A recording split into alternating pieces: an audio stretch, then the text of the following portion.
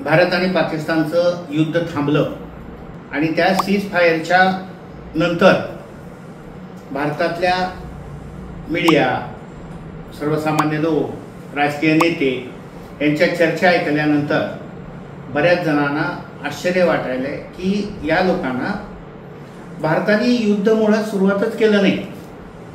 मागच्या वेळेस जसं आपण सर्जिकल स्ट्राईक केला तसं यावेळेसही भारताने सांगितलं होतं की नागरी वसाहती, पाकिस्तानचे मिलिटरी कॅम्प या ठिकाणी आम्ही हल्ला केला नाही, तर फक्त आतंकवाद्याचे कॅम्प उडवण्यासाठी, अतिरेक्याचे कॅम्प उडवण्यासाठी आम्ही हल्ला केला आणि त्याच्यामध्ये आम्ही यशस्वी झालो. आणि त्याच्या बदल्यात नंतर जर तुम्ही परतून हल्ला केला तर आम्ही उलटटपाली हल्ला करू. भारताने युद्ध घोषित केलं नव्हतं, हा पहिला मुद्दा लक्षात घेतला पाहिजे आपण, की भारताने युद्ध चालू केलं नाही. आतंकवादी पहलगामचा जो हल्ला झाला त्या हल्ल्याचं प्रत्युत्तर म्हणून आपण आतंकवाद्याचे कॅम्प उद्ध्वस्त केले. लोक हाफिज सईद मेला नाही, मजूर असद मेला नाही, शेकडो अतिरेक्याचे त्या ठिकाणी मृत्यू झाले, त्या ठिकाणी प्रचंड नुकसान झालं आतंकवाद्यांच्या कॅम्पचं. आणि सगळ्यात पहिल्यांदा हे लक्षात घेतलं पाहिजे आपण की भारतानं मुळात पाकिस्तानबरोबर युद्ध छेडलेलं नाही. आता सीज फायर झाल्यानंतर काही लोकांनी जाणीवपूर्वक सांगितलं की आम्हाला इंदिरा गांधीची आठवण झाली. तसं काही यावेळेस असं होणार होतं की मोदीजी बलुचिस्तान वेगळं करणार होते, POK ताब्यात घेणार होते, वगैरे वगैरे. असं काहीही करणार नव्हते, हे सगळ्यात पहिल्यांदा लक्षात घेतलं पाहिजे. कारण की असं ठरवून पहलगामचा हल्ला झाल्याबरोबर एक 7-8 दिवसामध्ये तयारी करून, व्यवस्थित नियोजन करून, आतंकवाद्याची माहिती घेऊन त्या ठिकाणी ताबडतोब हल्ले करायचा विषय होता. आणि मग त्याचा फायदा घेऊन बलुचिस्तानवाल्यांनी काही त्यांच्या मिलिटरीने गोंधळ घातला. बलुचिस्तानचे जे लोक आहेत त्यांनी पाकिस्तानच्या मिलिटरीच्या गाड्या उडवल्या आणि त्यांनी देशातल्या गृहयुद्धामध्ये ठिकठिकाणी बॉम्बस्फोट झाले, हत्या झाल्या, हल्ले झाले. पण भारताचा मुळात तो उद्देश नव्हता. भारत हा युद्ध टाळण्याकडेच नेहमी भारताचा कल राहिलेला आहे. सीज फायर झाल्याबरोबर सगळ्यांनी चालू केलं की अमेरिकेच्या अध्यक्षांनी पहिल्यांदा जाहीर केलं सीज फायर, असं मुळीच नाही. अमेरिकेच्या अध्यक्षाकडं जी काही माहिती मिळाली असेल की पाकिस्तानने त्यांची जी बॉम्ब असणारी जी कमिटी आहे, त्याची वापर करणारी कमिटी, त्याची बैठक घेतली आणि 1-2-4 दिवस असंच जर वाढत गेला तर हल्ला कुठल्याही थराला जाऊ शकतो. आणि त्यांना असं वाटलं की जगाची अडचण होणार आहे अणुयुद्ध झालं तर. त्यांनी प्रयत्न केला आणि ट्रम्पनी हे जाहीर केलं की आम्ही जो प्रस्ताव दोन्ही देशांना दिलाय त्या प्रस्तावाला दोन्ही देशांनी सहमती दर्शवली आहे. तर त्यांनी हे सांगितलं नाही की आम्ही सांगितलं म्हणून कोणी हत्यार टाकणार आहे, आम्ही सांगितलं म्हणून कोणी लढाई बंद करणार आहे, मुळीच नाही. ट्रम्पनी एक प्रस्ताव दिला, अमेरिकेकडून जो प्रस्ताव आला त्याला सहमती दाखवली दोन्ही देशांनी. मग पाकिस्तानच्या अधिकाऱ्यांचे फोन आले भारताच्या अधिकाऱ्याला, त्याच्यामध्ये बोलणं झालं आणि त्याच्यात जे काही नियम ठरले असतील, अटी ठरल्या असतील, साधारण अशी चर्चा असते की भारताने ठणकावून सांगितलं की याच्यापुढे कुठलाही अतिरेकी हल्ला हा युद्ध समजला जाईल. आता भारताचा मूळ उद्देश पहलगामचा बदला होताच, सर्जिकल स्ट्राईक सारखाच हा कार्यक्रम होता. त्याला युद्धाचं स्वरूप पाकिस्तानने देऊ नये हा प्रयत्नही भारताने केला. POK ताब्यात घेण्याचा, बलुचिस्तान वेगळा करण्याचा असा काही विषय नव्हता.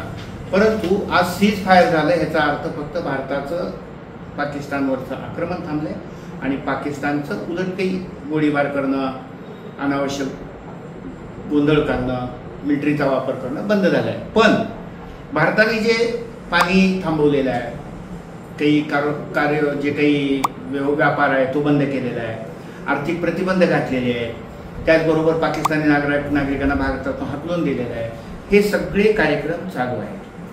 त्याच्यामध्ये कुठलाही अतिरेकी हल्ला, मग तो सायबरचा असो, बायोलॉजिकल असो, वेबसाईटच्या माध्यमातून असो, हॅकरच्या माध्यमातून असो, अगदी जैविक ज्याला आपण म्हणतो की एखादं विषाणू वगैरे पाठवण्याचं, जसं मध्ये कोरोनाचा आले तसे एखादा जैविक सुद्धा हल्ला झाला तर त्याला युद्ध समजलं जाईल.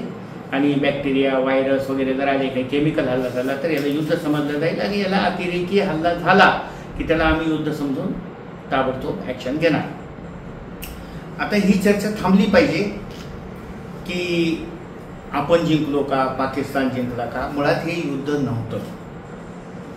पाकिस्तानची अडचण अशी आहे की पाकिस्तानचं जे सरकार आहे त्याच्या ताब्यात मिलिटरी नाही, मिलिटरी शासनाचं ऐकत नाही, शासन मिलिटरीचं ऐकत नाही. आणि त्याच्यामुळं आता ही चर्चा थांबली पाहिजे. आता चर्चा कशी आहे, कोण घडून आणतं हे सुरुवातीपासून बघा. सर्जिकल स्ट्राईक केला किंवा हल्ला केला, पहलगामचा हल्ला केला त्यावेळेस मिलिटरीज कुठं होती. त्याच्यानंतर सरकार लढलं का, सरकार लढलं तर त्याचा पुरावा मागायचा, एकीकडे बैठका घेऊन जाहीर पाठिंबा द्यायचा. त्याच वेळेस आपलेच पदाधिकाऱ्यांनी काय म्हणायचं, एकाने म्हणायचं की त्यांनी फक्त माणसालाच मारलं, स्त्रियांना मारलं नाही. दुसऱ्याने म्हणायचं की तेवढा त्यांना वेळच होता का, जात विचारायचा, धर्म विचारायचा. लढाई केली तरी टीका करायची, त्याचा खर्च दाखवायचा. एकेकाळी 10,000 कोटी रुपये खर्च होता, आज 1,06,000 कोटी खर्च आहे एका दिवसाचा लढाईचा. आपण किती दिवस लढाई करू शकतो, जगातल्या कुठल्या देशाने मान्यता दिली, किती देशांनी पाठिंबा दिला. आणि मग आपण लढाई थांबवली तरी टीका करायची. तर काही लोकांचं हे कारस्थान आहे की सातत्याने टीका करायचं, त्याला राजकारण करायचं, म्हणजे कुठल्याही प्रकरणामध्ये त्यांना राजकारण करायचं. आता हे लोक खरं म्हणजे भारताची लढाई थेट पाकिस्तानपेक्षा पाकिस्तानचे भारतात असणारे समर्थक आहेत त्यांच्याशी जास्त आहे. ते पाकिस्तानची बाजू घेतात, कारण नसताना फिलिस्तीनची बाजू घेतात. ते भारतातल्या पाकिस्तानच्या नागरिकांना मदत करतात, बांगलादेशी नागरिकांना मदत करतात.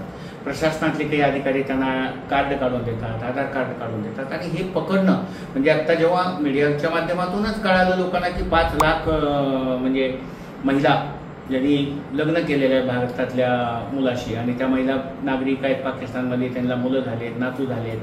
तर हे सगळा जो विषय आहे तो या निमित्तानं पुढे आला. आणि आता हे लोक शोधणं, त्यांना हाकलून देणं, हे जर अजून असाच काही आतंकी हमला करत असतील तर त्यांना मारणं, त्यांचं सरळ आपण जे मागं अटॅक करून लोकांना मारतो अगदी त्या पद्धतीनं त्यांना बाहेर काढणं, त्यांना पाकिस्तानच्या सीमेवर नेऊन सोडून देणं आणि पुन्हा भारतात न येऊ देणं. ते जर बळं न आले तर त्यांना सरळ उडवणं, अगदी म्हणजे इथपर्यंत आपल्याला निर्णय घ्यावे लागतील, कठोर निर्णय घ्यावा लागेल. ओळखून काढून त्यांना हाकलून देणे, मारणे, अटक करणे आणि ते जेलमध्ये सांभाळणे मुळीच नाही.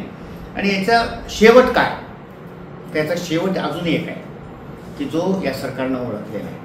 माझ्या दृष्टीनं महाभारताच्या लढाईमध्ये जेव्हा शिष्टाईसाठी श्रीकृष्ण दुर्योधनाकडे गेले तेव्हा शिष्टाईसाठी त्यांनी 5 गावं मागितली. आणि 5 गावं मागितल्यानंतर जेव्हा ते शिष्टाईसाठी जेव्हा श्रीकृष्ण जात होते तेव्हा द्रौपदीनं अडवून विचारलं की जर तुमची शिष्टाई झाली तर युद्ध होणार नाही का. पण द्रौपदीची फार इच्छा होती, द्रौपदी दुखावलेली होती आणि तिची इच्छा होती की युद्ध झालं पाहिजे. तेव्हा श्रीकृष्णानं हसत सांगितलं की माझ्यापेक्षा जास्त दुर्योधनावर विश्वास ठेवू, दुर्योधन शिष्टाई होऊ देत नाही. आणि तसंच झालं. दुर्योधनानं शिष्टाई नाकारली. सुईच्या आग्रावर माती बसेल एवढी माती देणार नाही म्हणलं, एवढी जमीन देणार नाही म्हणलं. आणि महायुद्ध झालं आणि तमाम कौरव मरून गेले.